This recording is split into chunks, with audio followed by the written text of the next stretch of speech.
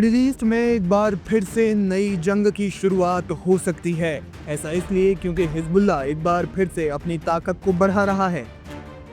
जी हाँ, अमेरिकी अखबार वॉल स्ट्रीट जर्नल ने इजरायली, अरब और पश्चिमी खुफिया एजेंसियों के हवाले से खुलासा किया है कि हिजबुल्लाह न केवल हथियारों के भंडारण को फिर से बढ़ा रहा है, बल्कि अपनी कमान संरचना को भी मजबूत कर रहा है।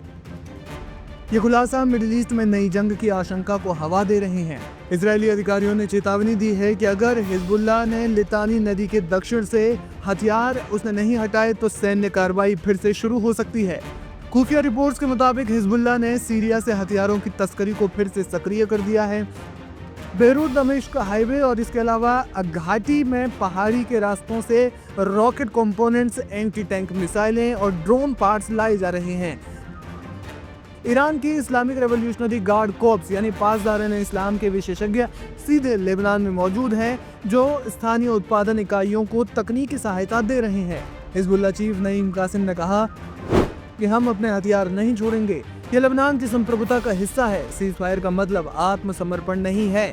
बताया जा रहा है कि समुद्री मार्गों का भी भरपूर इस्तेमाल हो रहा है। बेरूत पोर्ट और त्रिपोली के छोटे बंदरगाहों पर निर्माण सामग्री या मानवीय सहायता के नाम पर कंटेनर उतारे जा रहे हैं, जिनमें फज्र 5 और अन्य मिसाइलों के पार्ट्स छिपे होते हैं। हमास की नकल कर रहा हिजबुल्लाह। साल 2024 में इजरायली हमलों में हिजबुल्लाह के शीर्ष कमांडरों जैसे कि हसन नसरुल्लाह, फुआद शुक्र और कई ब्रिगेड कमांडरों की मौत के बाद संगठन ने अपनी संरचना को पूरी तरह बदल दिया।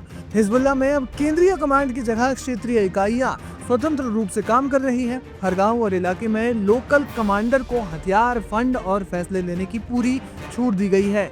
वहीं 3000 से ज्यादा मारे गए लड़ाकों की जगह नए युवाओं को 3 से 6 महीने का तुरंत प्रशिक्षण दिया जा रहा है। इनमें से तमाम जो नए लड़ाके हैं उनकी ट्रेनिंग सीरिया के IRGC बेस पर हो रही है। रिपोर्ट में सामने आया है कि अमेरिकी प्रतिबंधों के बावजूद हिजबुल्लाह का वित्तीय नेटवर्क मजबूत हो रहा है, जिसमें कोकीन तस्करी, क्रिप्टो करेंसी और हवाला नेटवर्क के जरिए पैसा आ रहा है। ये पैसे सीधे हथियार खरीद, भर्ती और उत्पादन पर खर्च हो रहे हैं। लेबनानी सेना ने दक्षिणी लेबनान में 5000 सैनिक तैनात किए हैं और 80% क्षेत्रों से हिजबुल्लाह के हथियार हटाने का दावा किया है। लेकिन सच्चाई यह है कि कई सैनिक शिया समुदाय से हैं और हिजबुल्लाह से टकराव नहीं चाहते। सरकार में हिजबुल्लाह के सांसद और मंत्री हथियार रखने को राष्ट्रीय जरूरत बता रहे हैं। वहीं यूनाइटेड नेशंस की शांति सेना को हिजबुल्लाह जासूस कहकर रास्ते रोकता है। कुल मिलाकर देखा जाए तो हिजबुल्लाह अपनी जो ताकत है उसको फिर से बढ़ा रहा है और अपनी जो सैनिक क्षमता है उसको मजबूत कर रहा है।